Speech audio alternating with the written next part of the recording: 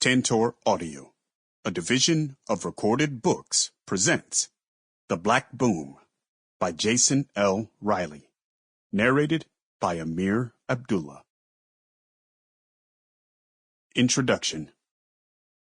Belief that the economic advancement of racial and ethnic minority groups is conditioned on political clout and government programs is widely held, but the supporting evidence is thinner than many people realize.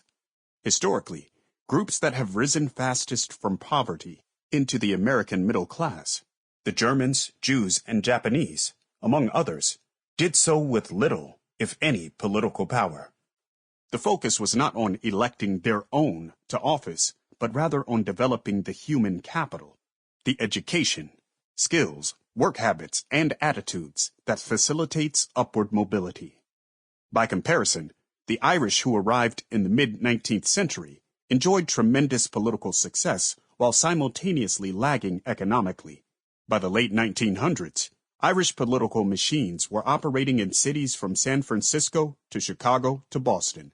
Financially, however, the Irish trailed not only most Americans, but also other immigrant groups that didn't come close to matching the political influence of the Irish.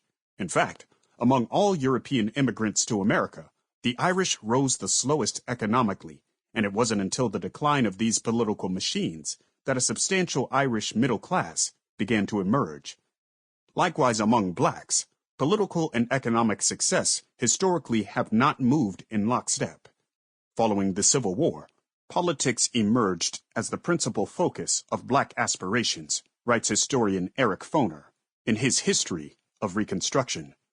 Although whites generally retained political control, the fact that well over 600 blacks, the majority former slaves, served as legislators represented a stunning change in American politics.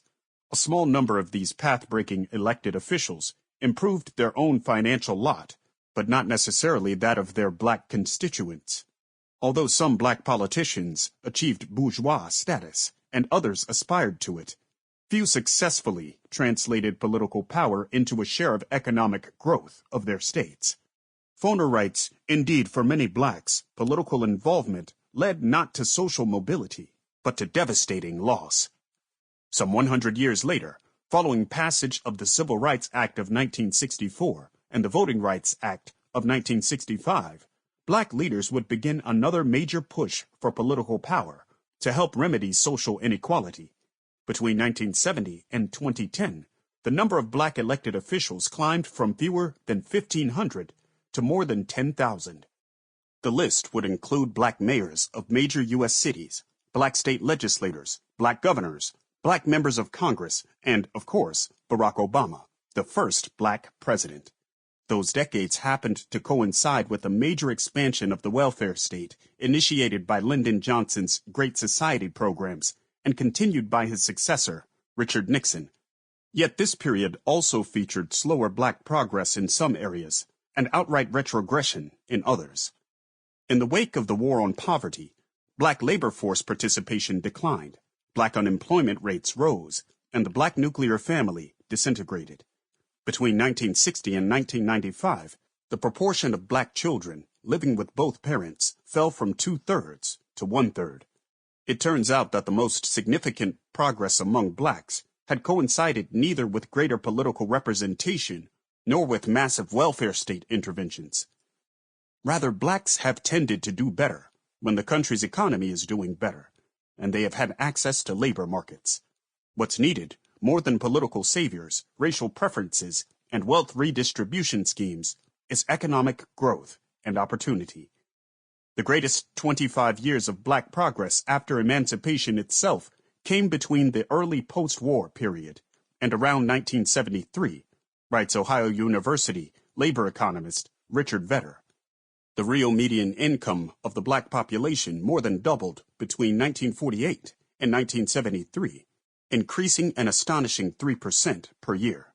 If average instead of medians are used to calculate real income, the increase was even larger. Another recent analysis of black social mobility in the 20th century reaches a similar conclusion. The progress toward equality for black Americans didn't begin in 1965, write Harvard political scientist Robert Putnam and his co-author Shailin Romney Garrett in their 2020 book, The Upswing. By many measures, blacks were moving toward parity with whites well before the victories of the Civil Rights Revolution, despite the limitations imposed by Jim Crow. Moreover, after the Civil Rights Movement, that long-standing trend toward racial equality slowed, stopped, and even reversed. The emphasis is the author's. Overall, African American incomes rose relative to white incomes for the first two-thirds of the century, they add, and most scholars agree that income levels by race converged at the greatest rate between 1940 and 1970. In 2016, Barack Obama saw his preferred successor Hillary Clinton go down in shocking defeat to Donald Trump. Not only did blacks lose substantial political clout, but the new president was presented in the mainstream media as a racist, whose policies would harm the interests of racial and ethnic minorities. Yet over the next 3 years, blacks and Hispanics experienced record low rates of unemployment and poverty, and wages for workers at the bottom rose faster than they did for management. Prior to the global pandemic, black Americans were significantly better off economically under Trump than they'd ever been under Obama. Whether that was the goal of the Trump administration or an unintended consequence is outside the purview of this slim volume. You will not find a psychoanalysis of the former president by me in the essay that follows. I did not vote for Trump in 2016 or in 2020. My newspaper columns and television commentary regularly took the administration to task for its immigration restrictionism and trade protectionism. Nor did Trump's derogatory comments about women and minorities, his marble-mouthed responses to white nationalists, and his behavior on January 6, 2021, when his supporters ransacked the Capitol, escape my criticism. Nevertheless, this book was not written to score partisan political points. Rather, its purpose is to tell an underreported story about black economic advancement in the pre-pandemic economy, why it happened, and which kinds of public policies facilitated it. Most of the media could not see past Trump's Twitter feed and serial norm-breaking. That was perhaps understandable on some level, but it's no excuse for wholesale abandonment of fairness and objectivity. The reality is that racial inequality improved on Trump's watch, and much of the media were too busy agitating against him to take note or give credit where it was due. Reporters suspended any professional and ethical standards in a concerted effort to take down a president they didn't like. In some respects, their behavior was no less reckless than Donald Trump's. Part 1. The Black Boom. Chapter 1. Black Progress. Trump versus Obama. A few months after Joe Biden took office, the New York Times published a column by David Brooks about Donald Trump supporters and how they were responding to the young Biden presidency. According to Brooks, there were increasing signs that the Trumpian base is radicalizing, and that Republican voters were exhibiting apocalyptic pessimism regarding the new administration.